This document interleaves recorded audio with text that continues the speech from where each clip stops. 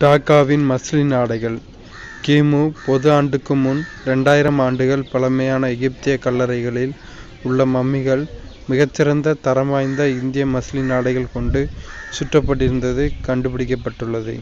50 metre அளவு கொண்ட மெல்லிய இந்த மஸ்லின் துணியை ஒரு தீப்பெட்டிக்குள் அடக்கிவிடலாம்.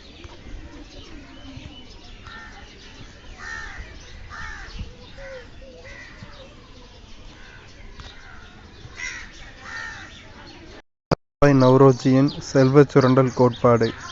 ஆங்கிலேயர்கள் இந்தியாவின் வளங்களை சுரண்டுவதும் இந்தியாவின் செல்வங்களை பிரிட்டனுக்கு கொண்டு செல்வதுமே இந்திய மக்களின் வறுமைக்கு காரணம் என்பதை முதலில் ஏற்றுக்கொண்டவர் தாதாபாய் நவ்ரோஜி ஆவார்.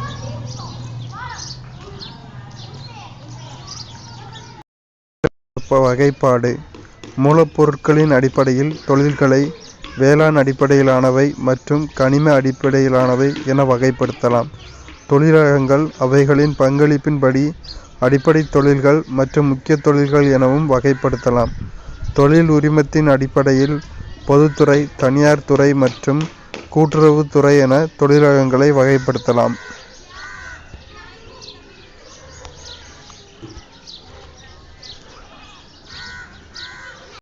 இந்திய தொழிலக வரலாறு மனிதகுல வரலாறு உருவானதிலிருந்தே தொடங்குகிறது.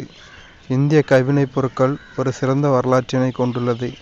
புகழ்பெற்ற இந்திய கைவினைப் பொருட்கள் காலனித்துவ ஆட்சியில் சீர்குலைந்தன. 19ஆம் நூற்றாண்டு நடுப்பகுதியிலிருந்து தொழில்மயமாக்கலின் செயல்பாடு இந்தியாவில் தொடங்கியது. இந்தியாவின் நவீன தொழில்துறை அமைப்பு பருத்தி நெசவு தொழிற்சாலை நிறுவியதிலிருந்து தொடங்குகிறது. இந்திய தொழில்துறையின் கூட்டமைப்பு என்பது ஒரு அரசு சாரா லாப நோக்கமற்ற தொழில்துறையை வழிநடத்தும் தொழில்துறையை நிர்வகிக்கும் ஓர் அமைப்பு ஆகும்.